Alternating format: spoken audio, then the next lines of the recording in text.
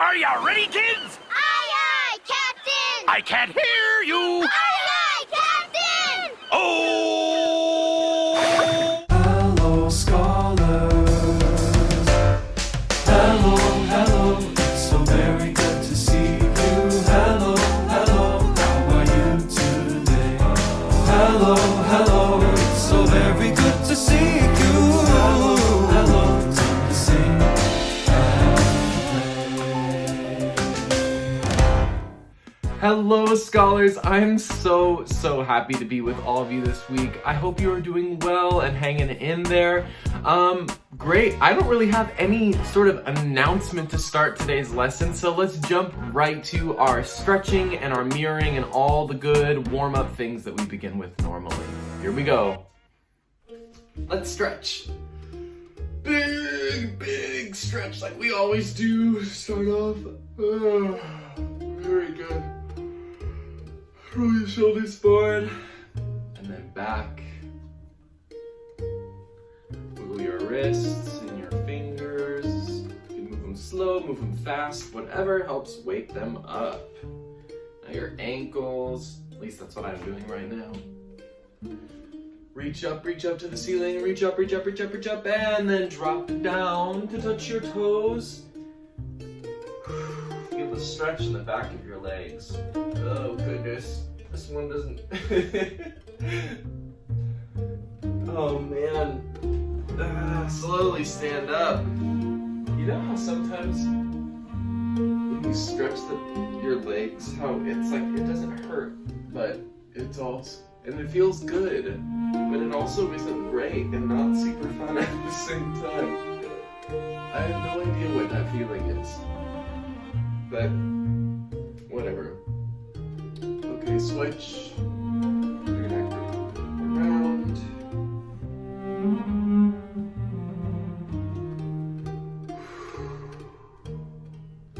Take a deep breath in. Let it out.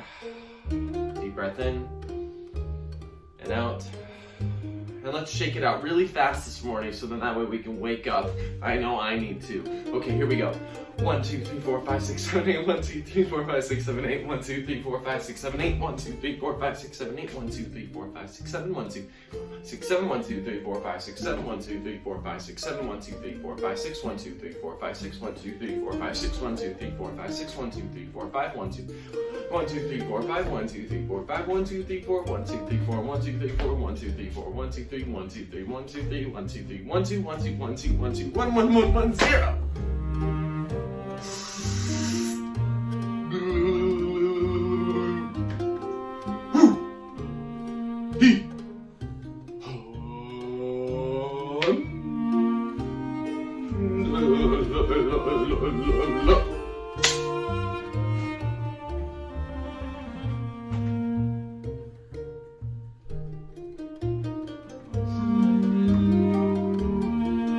My hat got in the way, but massage your temples.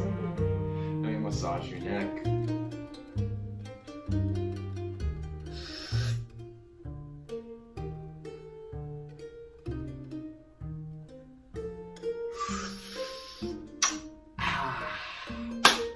Fantastic. Let's go on to Zumba rhythm. So no new rhythms in Zumba rhythm today. We just have T-Tom and Tom-T. The two rhythms that we learned the last 2 weeks, those will be in for today. Here we go. T-Tom, T-T, syncopa. Tom-T-Ta. Timka, tiki-tiki-ta. Tiki-ta, tiki-tiki cinnamon. Now, these are pretty simple when they're slow, but as a lot of our rhythms tend to be, they get more complex and difficult as we speed up. So, here we go. T-com, T-T, syncopa. Tom-T-ta. Tim-ka, tiki-tiki-ta. Tiki-ta, tiki-tiki cinnamon. Keep it up, everybody. Well done. 2 more times through, that's it. 1, 2, ready, and T-com, T-T, cinco, par. Tom, T-ta. Tim, ka-tim, ka-tiki, tiki-ta. Tiki-ta, tiki-tiki, cinnamon. Now my speaking is good, but my feet need to get up. They're not up this morning, I guess. Let's do our best. Last time through. T-con, T-T, cinco, pa. Tom, T-ta. Tim, ka-tim, ka-tiki, tiki-ta. Tiki-ta, tiki-tiki, cinnamon. That was much better than the 3rd time. My goodness, at least for me. Anyway, let's go on to our vocal warm-up. To warm up our voices today, we are just going to sing the song we learned last week, Indian Summer, all together again. There are no extra instructions, so just follow along with the music like you did last time and sing with me. Here we go.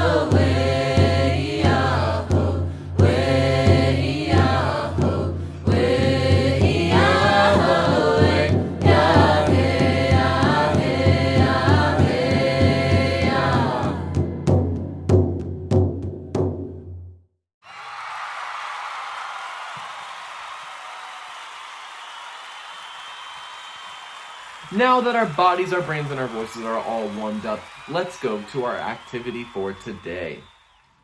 So for today's lesson, we are going to continue talking about chords.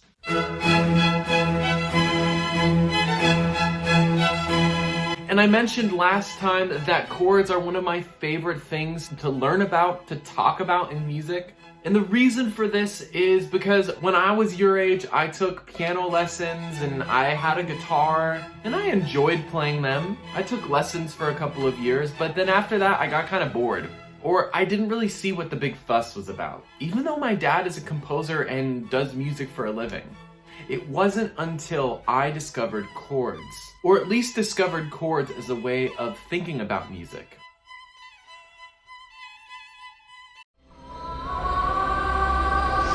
Because while I like sheet music and notation, chords are almost like a shorthand version of something. For example, there are so many different songs that I could teach you on the piano or guitar if you knew like 3 or 4 different chords on those instruments. So basically, you know 3 or 4 of the right shapes, and you can play them on command. All of a sudden, you know a song.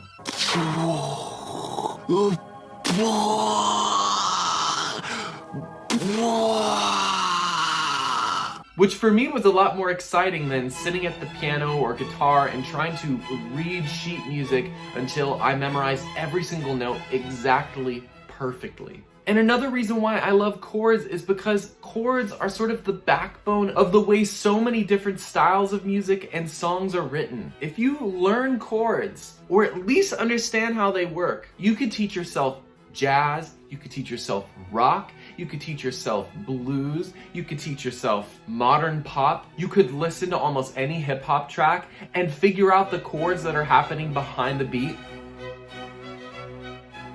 If you train your ear to be able to hear chords well, all of a sudden music sort of just opens up. I don't really know a better way to describe it. So that's why we're talking about chords. You with me? So let's do this thing!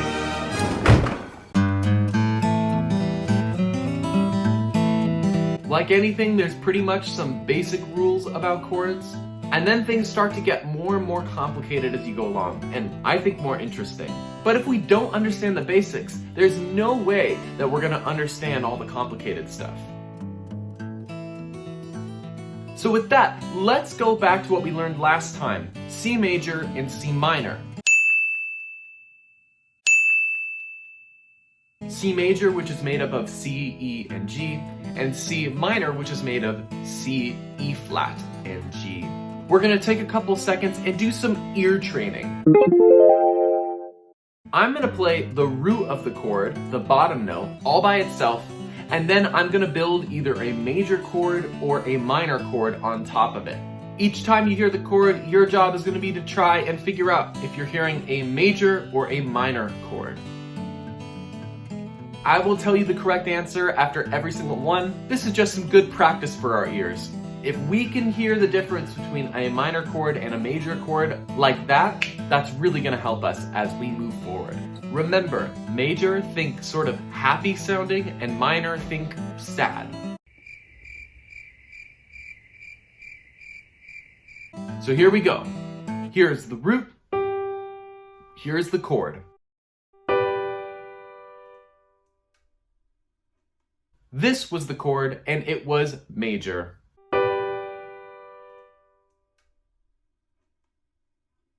Here's the root, here's the chord. This was the chord, and it was minor.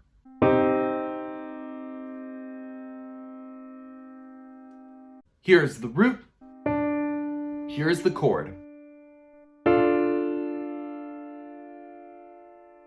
This was the chord, and it was minor.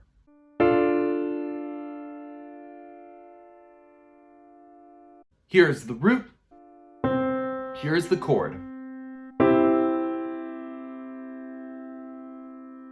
This was the chord, and it was major.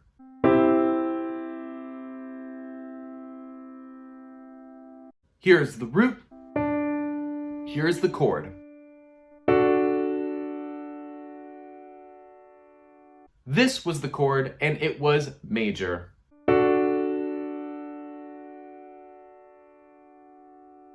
Here's the root, here's the chord. This was the chord, and it was minor.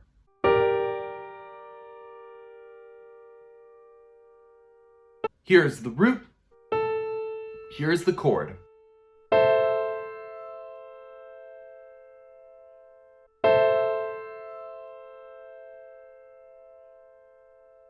Here's the root, here's the chord. This was the chord, and it was major.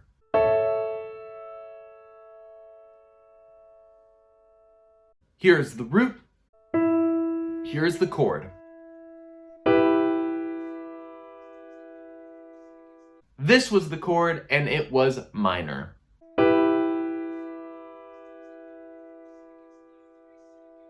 Here's the root, here's the chord. This was the chord, and it was major.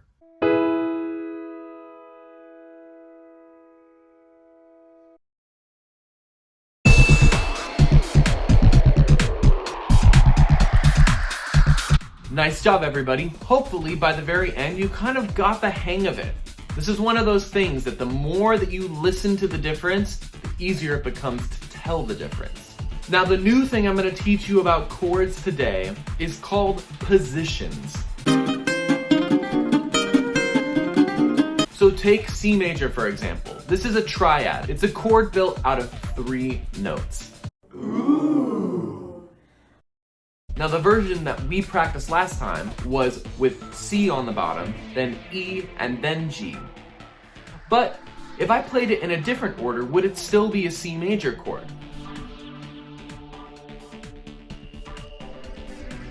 The correct answer is yes. As long as the 3 notes being played are C, E, and G, it's considered C major.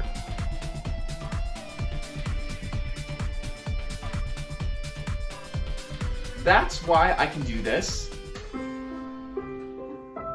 or this, or this,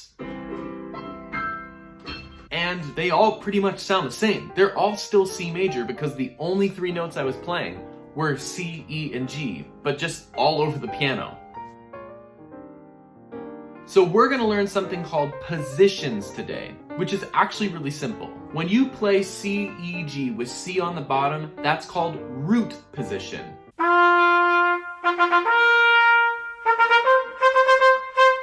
Because the root of the chord, C, is on the bottom. First position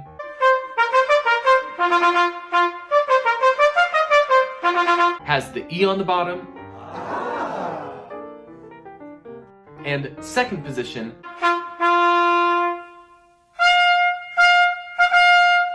has the G on the bottom. Let's go over the piano and I will show you there. Okay, so here is how we can play our different positions for something like C major. So we have C, E, and G, what we practiced last time. So if this is root position, I like to imagine to make first position, all you have to do is just move this C up an octave to here.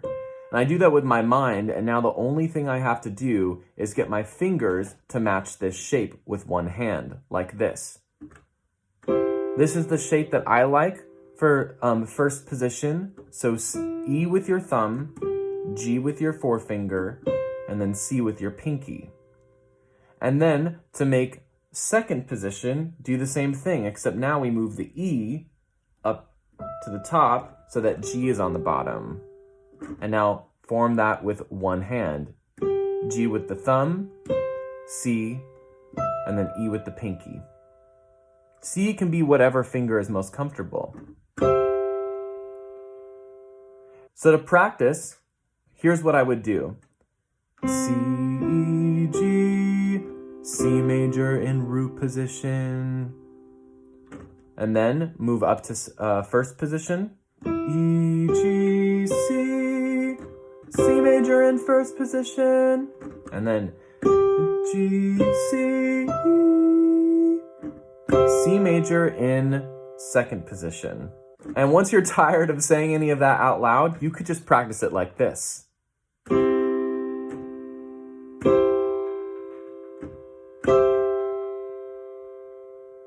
But it still might be helpful to say it out loud. C major root position, C major first position, C major second position. And if you're a superstar, you would practice this in both the left and the right hands.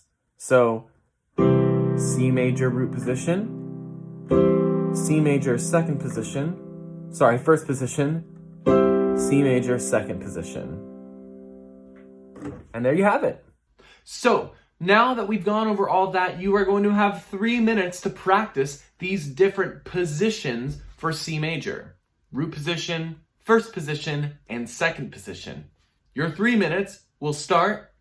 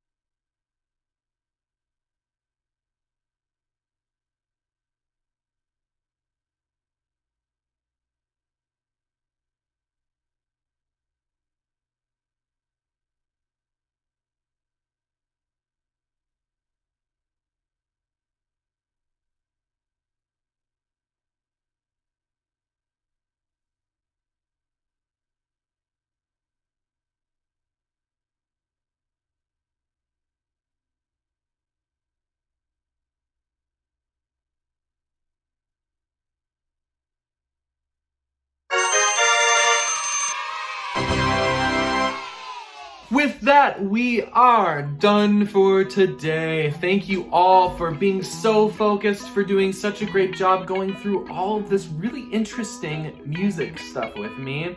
I love learning about all of this and love talking about it with you, and it just amazes me that you guys even go on to my YouTube channel and that your teachers play this for you. It is so cool that we still get to learn and discover together even during this crazy time. I hope you all have an amazing rest of your week, great rest of your day, all the normal stuff I usually say, but I really mean it. I miss you all so much, and I will see you all next time. Bye, everybody.